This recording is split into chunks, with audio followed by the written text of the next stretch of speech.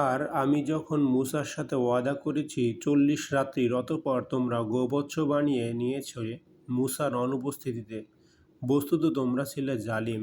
তারপর আমি তাতেও তোমাদের ক্ষমা করে দিয়েছি, যাতে তোমরা কৃতজ্ঞতা স্বীকার করে নাও। আর স্মরণ করো যখন আমি মূসাকে কিতাব এবং সত্য মিথ্যার পার্থক্য বিধানকারী নির্দেশ দান করেছি, যাতে তোমরা সরল পথ প্রাপ্ত হতে পারো। আর যখন মূসা তার সম্প্রদায়কে বলল, হে আমার সম্প্রদায়, তোমরা তোমাদের এই ক্ষতি সাধন করেছ এই গৌবৎস নির্মাণ করে, কাজেই এখন তওবা করো শিরস্রষ্টার প্রতি এবং নিজ নিজ প্রাণ বিসর্জন দাও। এটাই তোমাদের জন্য কল্যাণকর তোমাদের স্রষ্টার নিকট। তারপর তোমাদের প্রতি লক্ষ্য করা হলো, নিঃসন্দেহে তিনিই ক্ষমাকারী, অত্যন্ত মেহেরবান। আর যখন তোমরা বললে, হে মূসা, কসমিক কালেও আমরা তোমাকে বিশ্বাস করব না, যতক্ষণ না আমরা আল্লাহকে প্রকাশ্যে দেখতে পাব। বস্তুত তোমাদিগকে পাকড়াও করল বিদ্যুৎ, অথচ তোমরা তা প্রত্যক্ষ করেছিলে। তারপর মরে যাবার পর তোমাদিগকে আমি তুলে দাঁড় করিয়েছি, যাতে করে তোমরা কৃতজ্ঞতা স্বীকার করে নাও। আর আমি তোমাদের উপর ছায়া দান করেছি মেঘমালা দ্বারা, এবং তোমাদের জন্য খাবার পাঠিয়েছি মান্না ও সালওয়া। সেসব পবিত্র বস্তু তোমাদের ভক্ষণ করো, যা আমি তোমাদেরকে দান করেছি। বস্তুত তারা আমার কোনো ক্ষতি করতে পারেনি, বরং নিজেদেরই ক্ষতি সাধন করেছে। আর যখন আমি বললাম, তোমরা প্রবেশ করো এই নগরীতে এবং এতে যেখানে খুশি খেয়ে স্বাচ্ছন্দ্যে বিচরণ করতে থাকো, এবং দরজার ভিতর দিয়ে প্রবেশ করার সময় সিজদা করে ঢোকো, আর বলতে থাকো, আমাদেরকে ক্ষমা করে দাও, তাহলে আমি তোমাদের অপরাধ ক্ষমা করে দেব এবং সৎ কর্মশীলদের অতিরিক্ত দানও করব। অতঃপর জালেমরা কথা পাল্টে দিয়েছে যা কিছু তাদেরকে বলে দেওয়া হয়েছিল তা থেকে। তারপর আমি অবতীর্ণ করেছি জালেমদের উপর আযাব আসমান থেকে নির্দেশ লঙ্ঘন করার কারণে। আর মূসা যখন নিজ জাতির জন্য পানি চাইল, তখন আমি বললাম, স্বীয় ষষ্ঠীর দ্বারা আঘাত করো পাথরের উপরে। অতঃপর তা থেকে প্রবাহিত হলো এক এক 12টি প্রসবন। তাদের সব গোত্রই চিনে নিল নিজ নিজ ঘাট। আল্লাহর দেওয়া রিজিক খাও, পান করো, আর দুনিয়াতে দাঙ্গা হাঙ্গামা করিয়ে বেরিও না।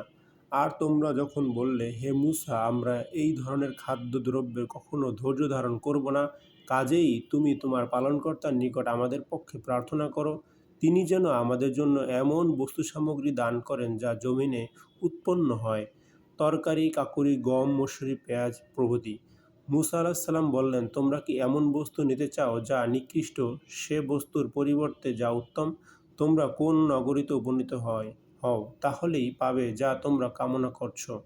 আর তাদের উপর আরোপ করা হলো লাঞ্ছনা ও পরমুখ প্রেক্ষিতা। তারা আল্লাহর রোশনালবদিত হয়ে ঘুরতে থাকলো। এমন হলো এজন্য যে তারা আল্লাহর বিধিবিধান মানত না এবং নবীগণকে অন্যায়ভাবে হত্যা করত। তার কারণ তারা ছিল নাফরমান ও সীমা লঙ্ঘনকারী।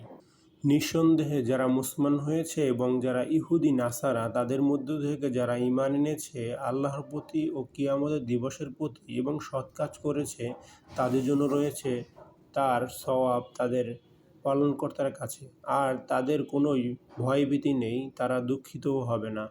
আর আমি যখন তোমাদের কাছ থেকে অঙ্গীকার নিয়েছিলাম এবং তুর পর্বতকে তোমাদের মাথার উপরে তুলে ধরেছিলাম, এই বলে যে তোমাদিওকে যে কিতাব দেওয়া হয়েছে তাকে ধর সুদূরভাবে এবং এতে যা কিছু রয়েছে তা মনে রেখো, যাতে তোমরা ভয় করো।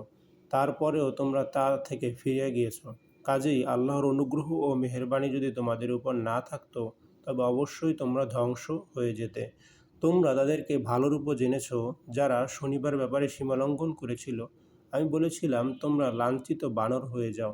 অতঃপর আমি এই ঘটনাকে তাদের সমসাময়িক ও পরবর্তীর জন্য দৃষ্টান্ত এবং আল্লাহ বিরোধীদের জন্য উপদেশ গ্রহণের উপাদান হিসাবে করে দিয়েছি।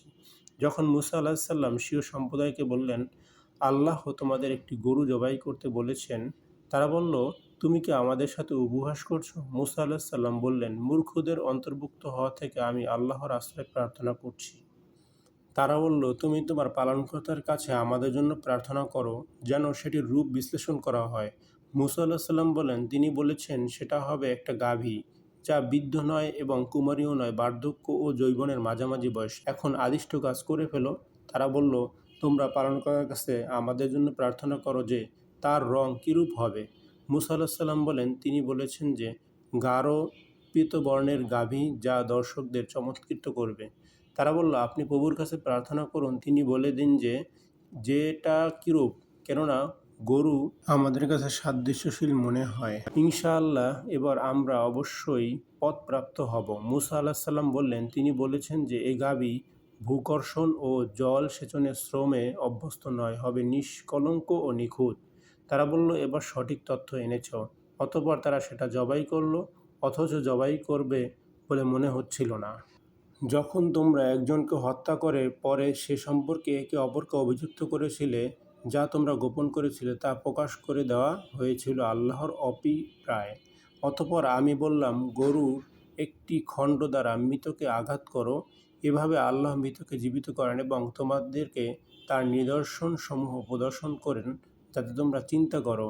অতঃপর এ ঘটনার পরে তোমাদের অন্তরে কঠিন হয়ে গেছে তা পাথরের মতো অথবা তদপেক্ষা কঠিন। পাথরের মধ্যে এমনও আছে যা থেকে ঝর্ণা প্রবাহিত হয়, এমনও আছে যা বিদীর্ণ হয়, অতঃপর তা থেকে পানি নির্গত হয়, এবং এমনও আছে যা আল্লাহর ভয়ে খসে পড়তে থাকে। আল্লাহ তোমাদের কাজকর্ম সম্পর্কে বেখবর নন। হে মুসলমানগণ, তোমরা কি আশা করো যে তারা তোমাদের কথা ঈমান আনবে? তাদের মধ্যে একদল ছিল যারা আল্লাহর বাণী শ্রবণ করত, অতঃপর বুঝে শুনে তা পরিবর্তন করে দিত এবং তারা তা অবগত ছিল।